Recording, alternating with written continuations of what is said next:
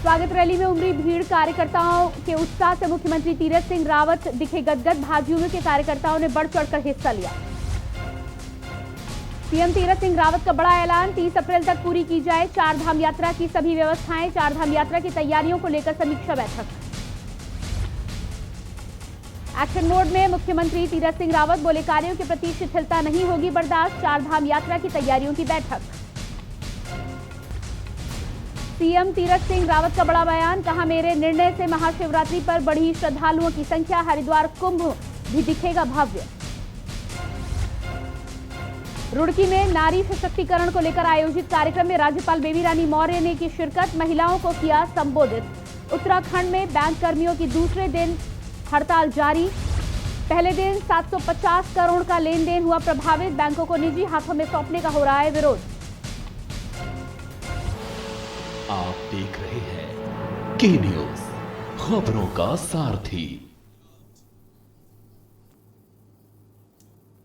और इसके बाद बात करेंगे उत्तराखंड की खबरों की। उत्तराखंड की राजधानी देहरादून में आज बाल संरक्षण अधिवेशन का उद्घाटन मुख्यमंत्री तीरथ सिंह रावत ने दीप प्रज्वलित कर किया। इस मौके पर अन्य राज्यों से आए बाल संरक्षण आयोग के अध्यक्ष ने भी कार्यक्रम में शिरकत की। आपको बता दें कि कार्यक्रम का मुख्य उद्देश्य प्रदेश में बढ़ते नशे की प्रवृत्ति की रोकथाम के लिए किया गया, जिसको लेकर मुख्यमंत्री तीरथ सिंह रावत का कहना है कि बाल संरक्षण आयोग द्वारा उठाया गया कदम बहुत ही ऐतिहासिक और सराहनीय है।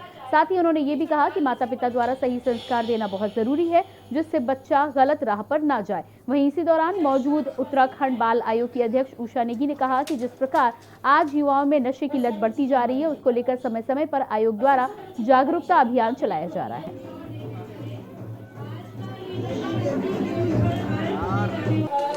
मैं अपने सहयोगियों से आशा करूंगी, चाहूंगी कि जो हम जो बाल संरक्षण आयोग है, जिसके अध्यक्ष उषा नेगी जी हैं, और इन्होंने जिस तरह का बीड़ा उठाया है, जिस तरह की कार्यशाला लोगों को अवेयरनेस करने का जो काम किया है, वो एक ऐतिहासिक है। और इसको लेकर के नीचे तक जाने की जरूरत है। जन जागरूकता और संस्कार, परिवार में भी संस्कार होने चाहिए, और जिस तरह बच्चे को आप संस्कार देंगे उसी तरह वो बनेगा। टीवी, मोबाइल अच्छा भी है, बुरा भी है, दोनों चीज़ें हैं। और उसके कारण भी यह नशा, और दूसरा जो बाहरी देशों का, कंट्रियों का जिस तरह का वातावरण, और उससे बच्चों को टीवी के द्वारा वो जो सामने दिखता है वही वो करता है। इसलिए उसको उससे भी कैसे दूर रखें, केवल किताबी ज्ञान, ये सारी चीज़ें, संस्कार, इस और उसको मोल्ड करें। खबर देहरादून से है, जहां तीरथ सिंह रावत मुख्यमंत्री बनने और मदन कौशिक के प्रदेश अध्यक्ष बनने के बाद आज राजधानी देहरादून में युवा मोर्चा एवं महिला मोर्चा द्वारा भव्य स्वागत किया गया। इस दौरान तमाम कार्यकर्ता ढोल नगाड़े के साथ नृत्य करते हुए अपनी खुशी का इजहार करते हुए आगे बढ़े। आपको बता दें कि रैली में तकरीबन 3000 से ज्यादा कार्यकर्ता मौजूद रहे। साथ में कैबिनेट मंत्री बंशीधर भगत, गणेश जोशी, मेयर सुनील उनियाल गामा ने भी तमाम कार्यकर्ताओं का अभिनंदन स्वीकार किया। वहीं इस दौरान रैली कनक चौक, गांधी पार्क, घंटाघर के रास्ते होते हुए भाजपा मुख्यालय पहुंची, जहां प्रदेश अध्यक्ष मदन कौशिक ने मीडिया से बातचीत में कहा कि आज मैंने सिर्फ कार्यकर्ताओं से मुलाकात की है और पदभार कल से ग्रहण करूंगा।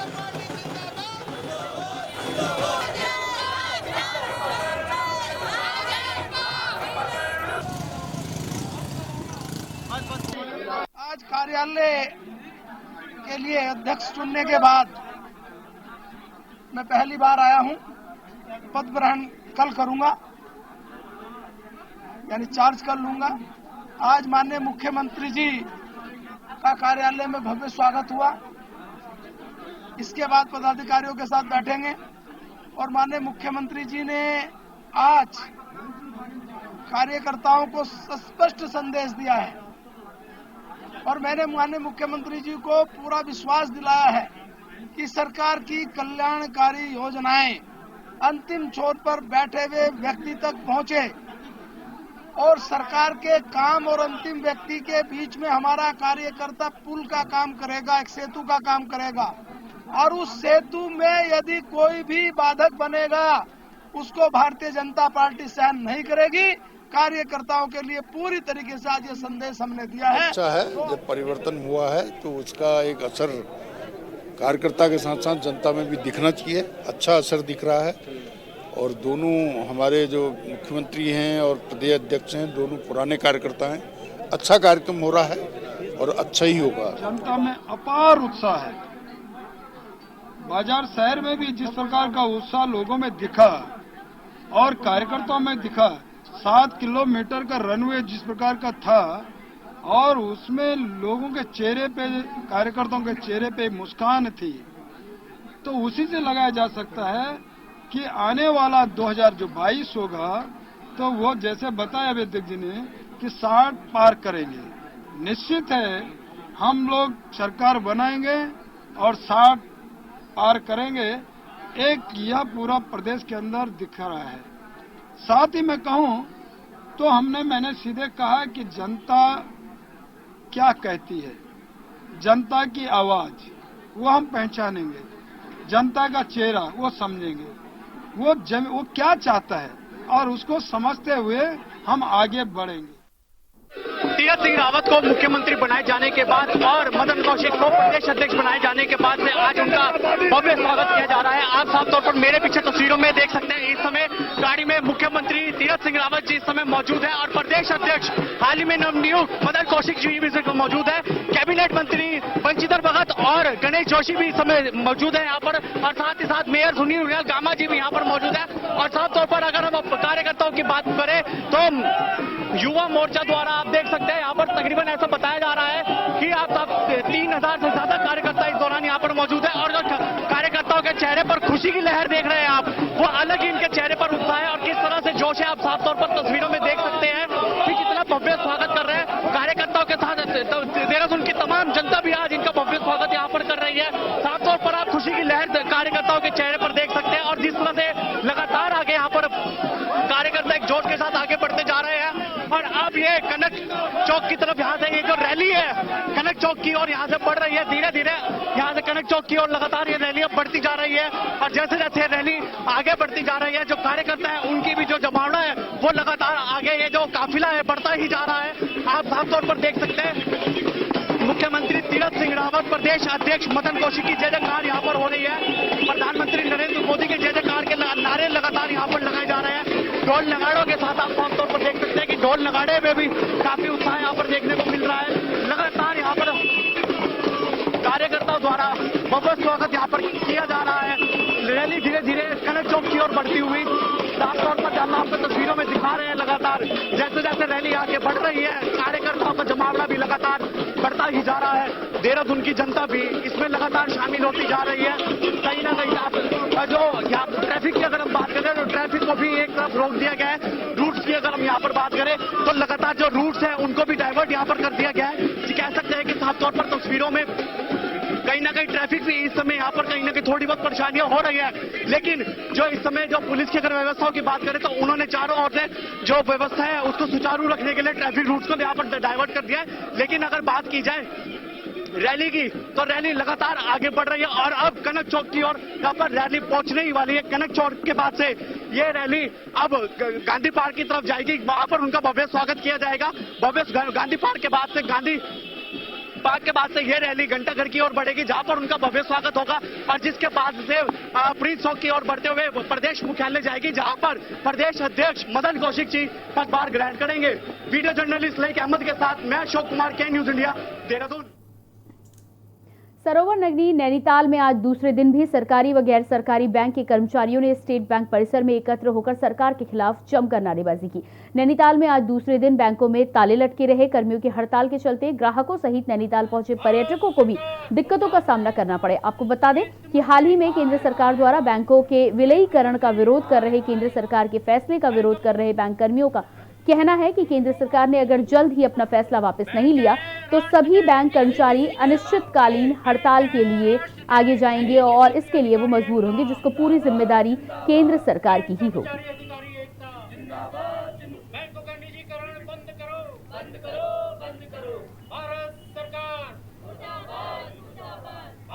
देखिए, हमारा जो बैंकों के निजीकरण का उस पर हड़ताल 2 दिन से चल रही है।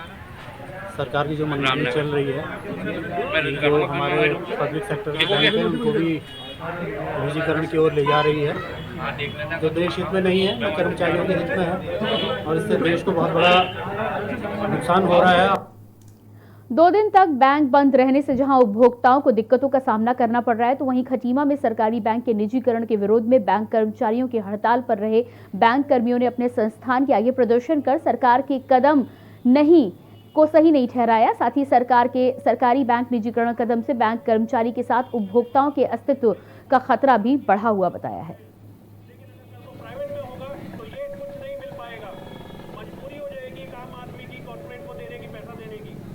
ये हम लोगों की जो पूरे राष्ट्रव्यापी हड़ताल है आज के दिन 15 तारीख और 16 तारीख, हमारा जो मेन मुद्दा है और मेन जो मांग है वो निजीकरण के खिलाफ है। सरकार सभी सरकारी बैंकों को निजी कर रही है, प्राइवेटाइज कर रही है, जिससे कि हमारा और एक आम जनता का जो हार्ड अर्न मनी है, पैसे खून पसीने से कमाई हुई पैसा है, वो सारा का सारा प्राइवेट बैंकों के थ्रू उड़ाने का प्लान है। मांग तो क्या बोलेंगे, इसे हम अपना अस्तित्व बोलेंगे, इसे हम अपना भविष्य बोलेंगे। जैसे सरकार बोल रही है कि हम निजीकरण करेंगे बैंकों का, तो निजीकरण से क्या है कि सबसे प्रथम हमारा भविष्य खतरे में हो रहा है, हमारे बच्चों का भविष्य खतरे में हो रहा है। लक्सर में बैंकों के निजीकरण के विरोध में बैंक कर्मी हड़ताल पर हैं। ऐसे में बैंक बंद हैं। बैंकों के बंद होने से ग्राहक परेशान हैं। इसकी बड़ी वजह यह भी है कि बैंक पहले सेकेंड सैटरडे और संडे की छुट्टियां होने के कारण बंद रहे, फिर अगले दिन ही कर्मचारियों ने 2 दिवसीय हड़ताल घोषित कर दी। ऐसे में ग्राहकों की दिक्कतें दुगनी हो गई हैं। के न्यूज के संवाददाता ने ग्राउंड जीरो पर उतरकर हालात का जायजा लिया और परेशान ग्राहकों से बातचीत भी की। क्या कहते हैं बैंक ग्राहक, सुनाते हैं आपको।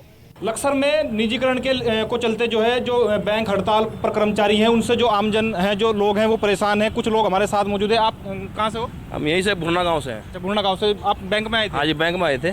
किस लिए आए थे? ये पैसे लेने के लिए आए थे। अच्छा, फिर क्या हुआ? ये हड़ताल चल रही है, परेशान हो रहे हैं लोग। हड़ताल चल रही है, पैसे लेने के लिए बैंक में पहुंचे थे। कुछ और लोग भी हमारे साथ मौजूद है। क्या नाम है आपका? राजेंद्र भाई। राजेंद्र जी, किस तरीके से परेशानियों का सामना फिलहाल जो करना पड़ रहा है? हमारे को तो बहुत पसीने चोते हैं, यहाँ खड़े होते हैं, लाइन में लगते हैं, फिर भी कह देते हैं छुट्टी हो गई, कोई भी नहीं बोलता है। कोई नहीं बोलता। कहीं ना कहीं जो आम आदमी है वो परेशान है। कुछ और लोग हमारे साथ मौजूद है। क्या नाम है आपका? वेद प्रकाश। वेद प्रकाश जी, आप यहाँ बैठे हो, किस लिए बैठे हो? पैसे लेने के लिए आए थे। पैसे लेने के लिए, फिर क्या हुआ? ATM में पैसा नहीं, बैंक बंद है। बैंक बंद है। तो जो बैंक बंद है उसकी वजह से जो आम जो लोग हैं वो परेशान है। कहीं ना कहीं जिस तरीके से देख सकते हैं कि लोगों की जमा पूंजी बैंक में होती है, अपने जो सामान है वो खरीदने को लेकर के कहीं ना कहीं बैंक पहुंचते हैं, लेकिन लोग जो है परेशान हैं कहीं ना कहीं। कैमरा पर्सन के साथ रामगोपाल, के न्यूज इंडिया, लक्सर। कृषि कानून के विरोध में मुखर किसान अब देश में बढ़ते डीजल पेट्रोल के साथ गैस के बढ़ते दामों के विरोध में उतर आए हैं। खटीमा तहसील में गैस सिलेंडर के साथ किसानों ने प्रदर्शन किया। साथ ही बढ़ती महंगाई को लेकर राष्ट्रपति को ज्ञापन भी सौंपा। प्रदर्शन कर रहे किसानों ने कहा कि एक तरफ सरकार किसानों की आय दुगनी करने का दावा करती है, तो वहीं दूसरी तरफ सरकार महंगाई पर काबू नहीं कर पा रही है, जिसके चलते आम आदमी के घर का बजट बिगड़ चुका है।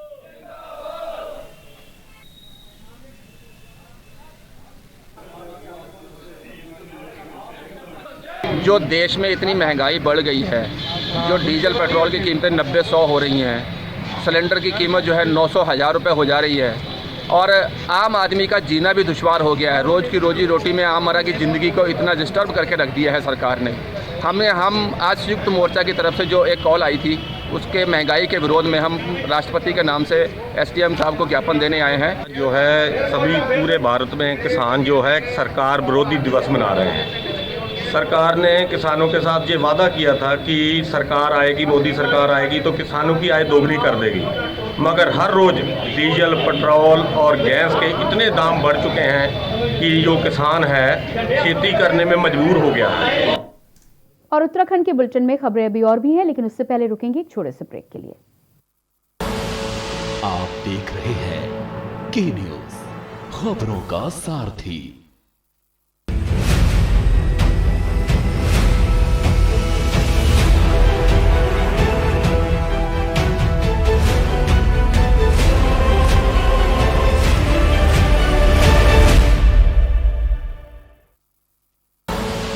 आप देख रहे हैं के न्यूज, खबरों का सारथी।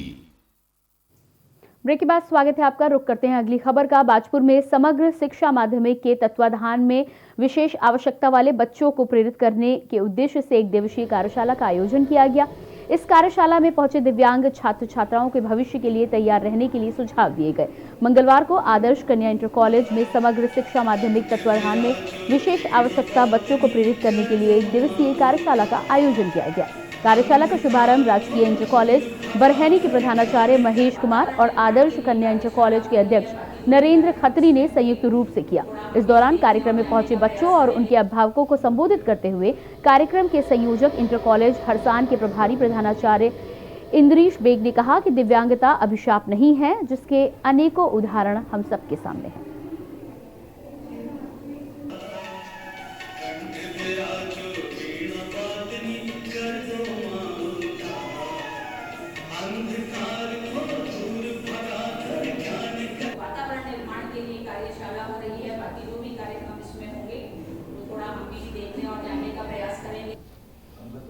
ये समग्र शिक्षा माध्यमिक के द्वारा IEDSS योजना के अंतर्गत एक दिवसीय कार्यशाला का आयोजन किया गया है, जिसमें माध्यमिक स्तर पर कक्षा 9 से कक्षा 12 तक के समस्त दिव्यांग छात्र छात्राओं को और उनके पेरेंट्स को दिशा निर्देशन के लिए, उनके मार्गदर्शन के लिए ये कार्यक्रम का आयोजन किया गया है, जिसमें मेडिकल टीम के द्वारा उन सभी बच्चों के हेल्थ चेकअप किए जाएंगे और उनका मार्गदर्शन किया जाएगा। इसका सरकार के द्वारा उद्देश्य है जो इस प्रकार के बच्चे जो समाज से दूर हो गए हैं उसको समाज की मुख्य धारा में लाने का इनका प्रयास है। ये बच्चे अग्रसारित हो सके, बच्चे आगे बढ़ सके। हमारे बाजपुर विकास खंड में 14 बच्चे चिन्हित किए गए हैं, लेकिन मेरा इसमें व्यक्तिगत ये है कि 14 बच्चों अगर अलग अलग विद्यालयों में 14 बच्चे हैं, उस प्रकार से उनकी देखभाल वहां पर नहीं हो सकती है। तो अगर सरकार प्रदेश स्तर पर, चाहे जनपद स्तर पर और ब्लॉक स्तर पर एक एक ब्लॉक में भी अगर इस प्रकार का एक कैंपस बना दे जहां पर इस प्रकार के बच्चे रखे जाएं, उनकी शिक्षा का पूर्ण रूप से व्यवस्था हो, तो ज्यादा उचित होगा। ग्लोबल वार्मिंग को लेकर पर्यावरणवादियों की आशंका निर्मूल साबित हो रही है, जिसका मुख्य उदाहरण उत्तराखंड में खिलने वाला राजकीय पुष्प बुरांश है। पिछले कई सालों से गर्मी के कारण इस बार अपने निश्चित समय फरवरी से खिलने लगा। वनस्पति विशेषज्ञों का कहना है कि इस बार नैनीताल में बर्फ न पड़ने से बुरांश, जो पिछले सालों तक मार्च के अंत में खिलता था, इस बार फरवरी में खिलने लगा, जो ये बताता है कि नैनीताल सहित उत्तराखंड में जलवायु परिवर्तन हो रहा है। ललित तिवारी की माने तो बुरांश मार्च में खिलता है। बुरांश का फूल जंगल को ही नहीं महकाता बल्कि दिल को भी राहत देता है। इस समय नैनीताल की वादियों में खिला यह फूल स्वास्थ्य की दृष्टि से भी काफी लाभप्रद है।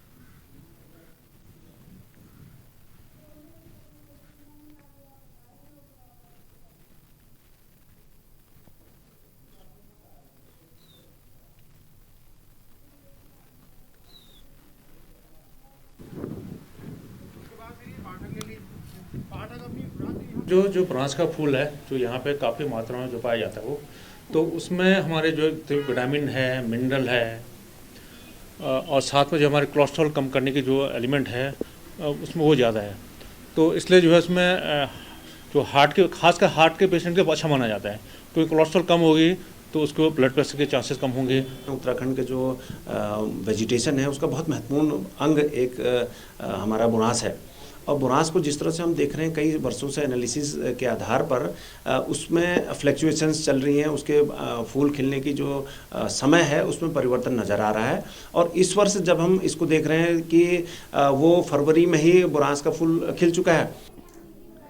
में नारी सशक्तिकरण को लेकर किए गए एक कार्यक्रम में उत्तराखंड की राज्यपाल बेबी रानी मौर्य ने शिरकत की। इस दौरान राज्यपाल ने महिलाओं को संबोधित करते हुए कहा कि राज्यपाल महिला संवाद में ये भी बताया कि महिलाओं को आत्मनिर्भर बनाने के लिए विभिन्न योजनाएं चलाई जा रही हैं। जो महिलाएं आत्मनिर्भर हैं उन्हें भी अन्य महिलाओं को आत्मनिर्भर बनाने में सहयोग करना चाहिए।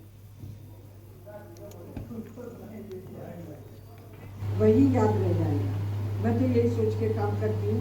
मैं आज गवर्नर, महिलाएं जो विभिन्न क्षेत्रों से जुड़ी हुई हैं, चाहे वो वकील हो, चाहे वो टीचर हो, चाहे वो डॉक्टर हो या उद्यमी हो, उन सब महिलाओं से बातचीत करने आई थी।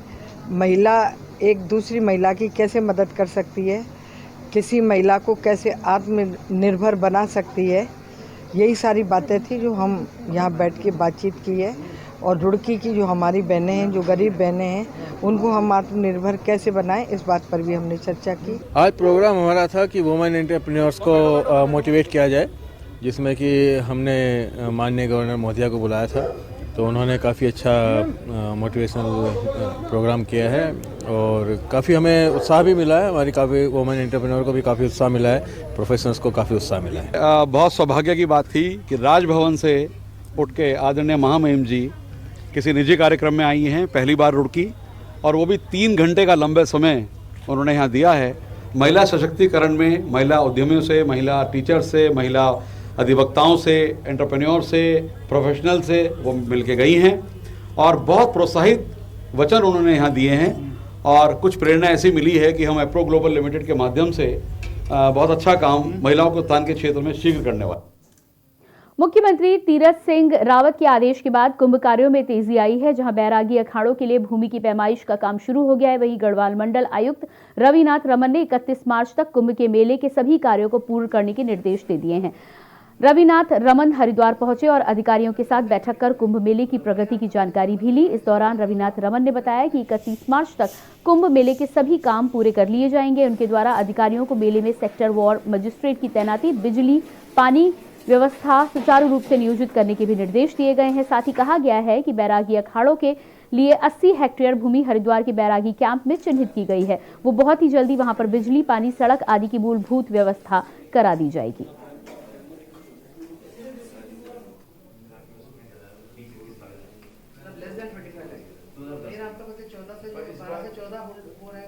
जैसे मैंने बताया है, इसमें माननीय मुख्यमंत्री जी से भी हमें निर्देश प्राप्त हुए हैं। तो बैरागी कैंप जो है, बैरागी कैंप को हम लोग उसको प्रॉपर्ली अभी व्यवस्थित करा रहे हैं और इसमें लगभग 80 हेक्टेयर जो लैंड है उसको चिन्हित करके उसको प्रॉपर्ली जो बिजली, पानी और सड़क की व्यवस्था है इसको सुनिश्चित कराएंगे। हमारा पूरा प्रयास है कि इसी मंथ एंड तक 31 मार्च तक हमारी पूरी व्यवस्था रहेंगी, क्योंकि उसके बाद हमारे जितने जो क्राउड मैनेजमेंट और क्राउड कंट्रोल के हिसाब से हमारे जितने जो व्यवस्था है उसके बाद में वो प्रारंभ हो जाएंगे। उत्तराखंड में विधानसभा चुनाव नजदीक हैं और सभी पार्टियां अपने को मजबूत करने के प्रयास में लगी हुई हैं, लेकिन काशीपुर में कांग्रेस पार्टी कमजोर नजर आ रही है। इसकी प्रमुख वजह काशीपुर में कोई कांग्रेस को चलाने वाला स्ट्रांग लीडर नहीं है।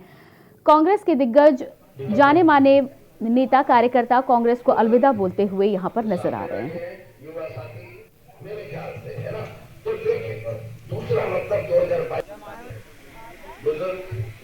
जो सामने बैठे हैं युवा साथी, तो क्या दृष्टि रखती है आम आदमी पार्टी में इस काशीपुर की किस भलाई के बारे में उन्होंने सोचा?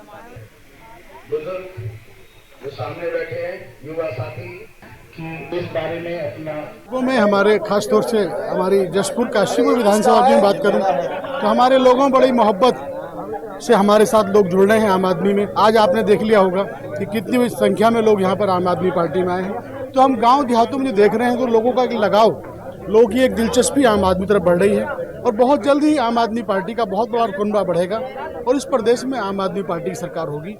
कांग्रेस को कार्यकर्ताओं की ज़रूरत नहीं है। कांग्रेस में जो आज आपके शहर के लीडर हैं या ऊपर के जो नेता लोग हैं, उन्हें सिर्फ चमचे पालने का शौक़ रहेगा। उनके लिए पार्टी कोई अहमियत नहीं रखती, सिर्फ उनकी चमचागिरी चाहिए और जो लोग उनकी चमचागिरी करते हैं उन्हीं लोगों को अहमियत दी जाती है। किसी मतलब के एक्टिव कार्यकर्ताओं को कांग्रेस में कोई अहमियत नहीं दी जाती। आज हमारे पूर्व सभासद रईस परवाना जी, जो कांग्रेस पार्टी में जिन्होंने बहुत समय तक सेवा की बिना किसी लालच के, निष्कपट, आज उन्होंने पार्टी ज्वाइन करी है। काफ़ी टाइम से उन्होंने पार्टी ज्वाइन करने की इच्छा जताई थी। अरविंद केजरीवाल जी और आम आदमी पार्टी की नीतियों से प्रभावित होकर कांग्रेस से त्यागपत्र देके आज उन्होंने इस प्रोग्राम को रखा और अपने साथ काफ़ी लोगों के साथ वो पार्टी में शामिल हुए। प्रतिबंधित नशीली दवाइयों की सप्लाई की सूचना पर ड्रग्स विभाग, हरिद्वार व देहरादून विजिलेंस की टीम ने संयुक्त रूप से रुड़की के पिरान कलियर में छापेमारी की कार्रवाई की है, जिसके अंतर्गत 2 आरोपियों को मौके से धर दबोचा गया है। इस दौरान आरोपियों ने टीम के साथ बदसलूकी करते हुए मारपीट करने का प्रयास भी किया। टीम ने आरोपियों के पास से बड़ी मात्रा में प्रतिबंधित नशीले इंजेक्शन बरामद किए हैं और दोनों आरोपियों को कलियर थाना पुलिस के हवाले कर दिया है। हाँ, दोनों अभियुक्तों ने हमने कड़ी पूछताछ की है इनसे एंड विजिलेंस टीम, हमारे साथी विजिलेंस टीम के जो मेंबर्स हैं उन्होंने भी पूछताछ की। तो इन्होंने बताया कि इनको ये माल जो है मुजफ्फरनगर, मेरठ यूपी में कई क्षेत्रों का इन्होंने नाम लिए है, उसमें आगरा तक का भी नाम लिया है। तो उसमें अभी हम आगे अपनी कार्रवाई जारी रखें, टीम बना के उच्च अधिकारी से परमिशन लेकर के। और फिलहाल इस बुलेटिन में इतना ही। बाकी खबरों के लिए बने रहिए के न्यूज़ इंडिया के साथ।